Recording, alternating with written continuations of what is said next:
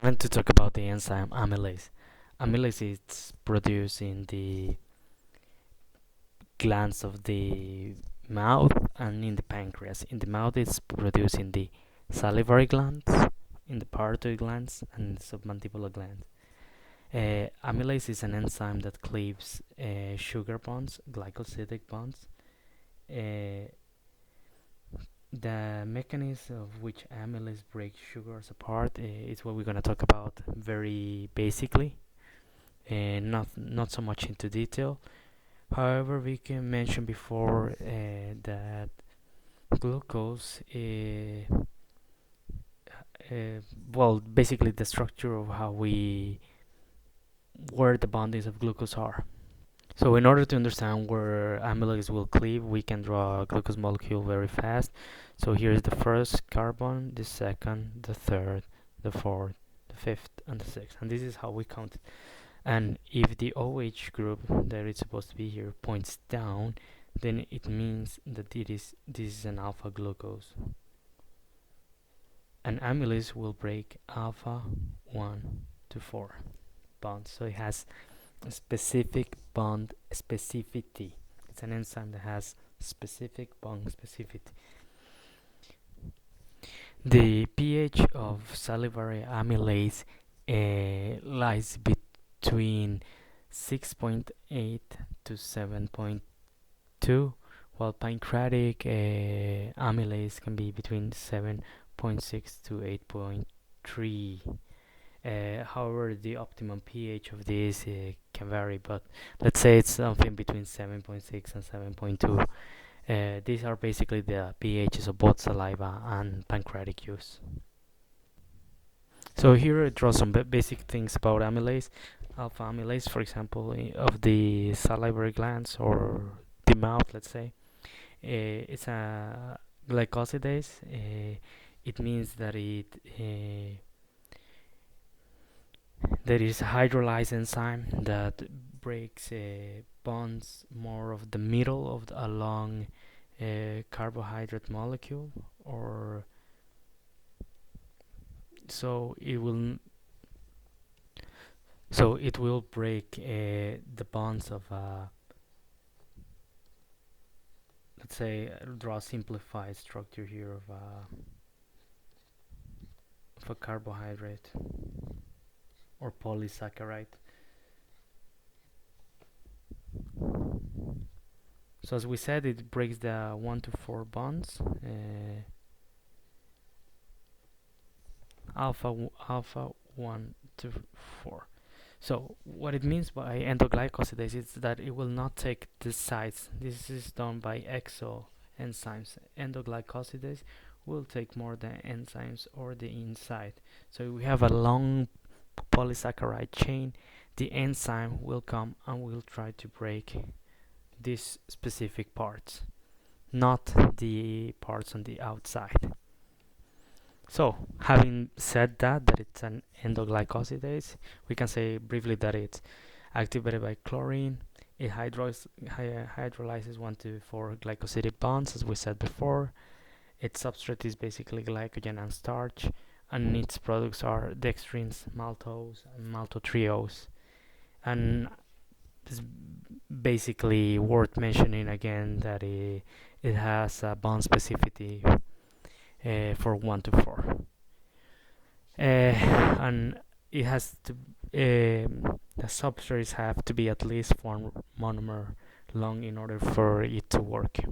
So in the catalytic side of the enzyme, we will have a superior part because the enzyme looks basically like a mouth. So if this is the enzyme, we will have like a superior part and an inferior part. And this is a polypeptide as all enzymes. However, we will only focus on 3 amino acids, 1 in the superior part and 2 in the inferior part. And in the superior we have an aspartate, in the inferior part we have an aspartate and a glutamate. That's the only 3 amino acids that we will focus for simplicity's sake. So the aspartate looks like that. It's the general amino acid formula. Only one C and H2 and CO minus, and that's the glutamate. And the asp will be the protonated, the inferior as well, the glutamate not. And again, the pH of salvador amylase 6.8 to 7.2.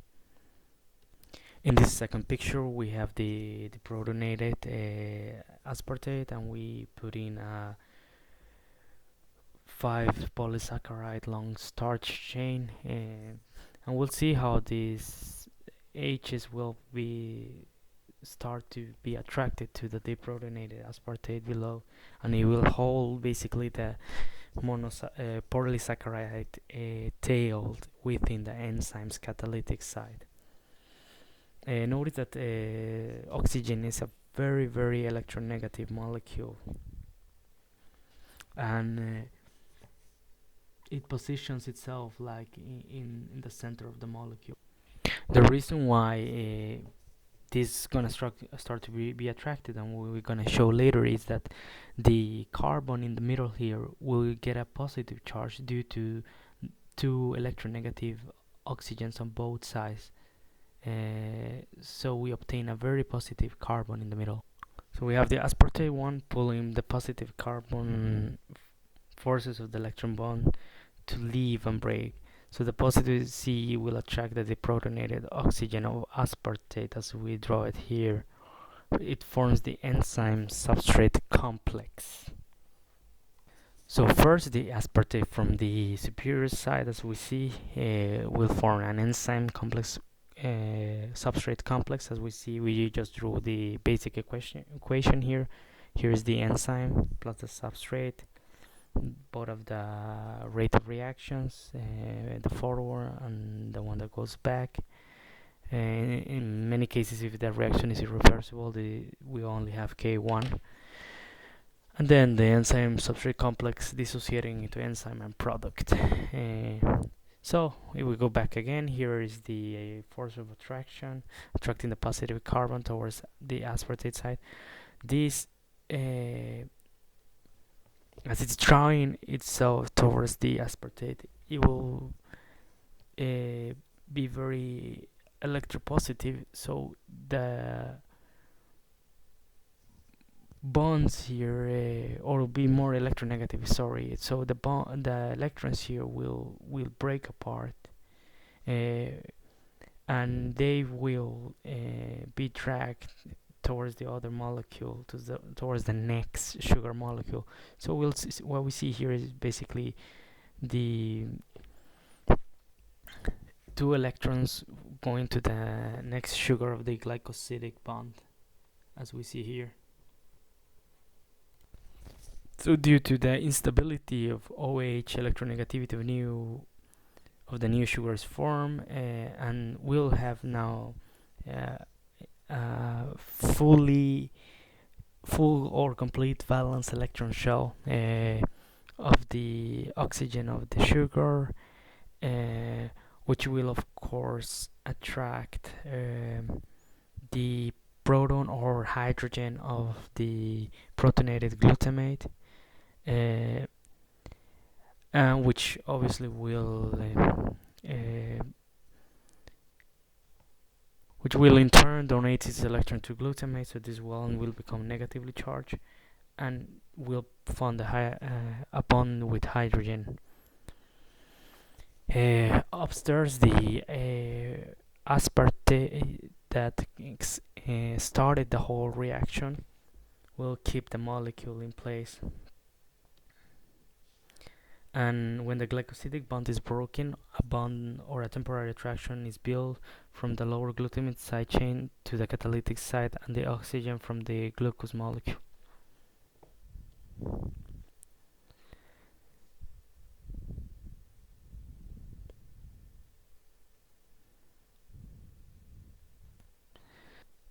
Let's remember that this whole reaction is performed by a hydrolase enzyme, so for simplicity we haven't really drawn the water molecule, but water is present. So the product on the right side can leave As we told before, this one is has taken the sugar has taken an H from the glutamate, and here we have the water molecules that I'll mention. And the product on the right hand side can leave, so it's leaving. The left part is still attracted to the enzyme, as we said, so the aspartate from above will help to keep the molecule in place. And water, as we said before, is also in the reaction, so it's needed to protonate back the glutamate residue. So what we have here, as we can see, is a water molecule coming here, and the negatively charged glutamate will take an H from the water molecule. Later we will have only a hydroxyl group which will perform a nucleophilic attack on the sugar that is left in the catalytic side, and the glutamate will be negatively will obtain a hydrogen again and look as it looked before. So again, the sugar molecule that we have here can leave. In this case, it's maltodextrose, and water is present. So glutamate takes a hydrogen from water to form to be protonated back again, and then a nucleophilic attack from that molecule can then insert itself into the sugar molecule that was left and break apart this electronegative bond that it has been holding the molecule there. So once glutamate gets protonated, OH can make a nucleophilic attack and leave, and we add a new OH group as we mentioned before. So water will donate an H group to glutamate, remaining OH will overcome the negative charge of S and break the enzyme substrate bond. As we see, we have glutamate as we had it from as we had it from the beginning, and we also have the bonding here, or the attraction being broken. Yeah, just zoom in to what happened. As we said, it was a nucleophilic attack, so two of these electrons will fall into the carbon, making the bond, of course, and then this attraction that was holding back the carbon can fall back, and this bond will be broken. Let's just recall for simplicity's sake that as the molecule broke apart and two electrons left the sugar molecule towards the O of the rest of the sugars, or the polysaccharides, or the rest of the polysaccharide. This molecule actually made a bond. I don't really know in detail if the time is enough so that they make a covalent bond here. You guys can check it out, but for simplicity's sake, there is a kind of bonding here. Exact what type of bonding, I don't know. But by doing a nucleophilic attack, this bonding will be broken, of course, and this molecule will obtain all of its electrons, and it will be negatively charged again. This molecule was aspartate. Well, hope this was helpful. It is more based on very basic understanding of the biochemistry of the amylase enzyme. It's not so much into organic chemistry, so I apologize if it is not in a deep detail, but I hope it helps. So the other half of the starch is now free, and it can also leave the active site, and amylase is now ready for the next reaction. And here is the maltodextrose that we showed previously, and we have the now newly protonated glutamate, the aspartate, and the aspartate above as well. Thank you.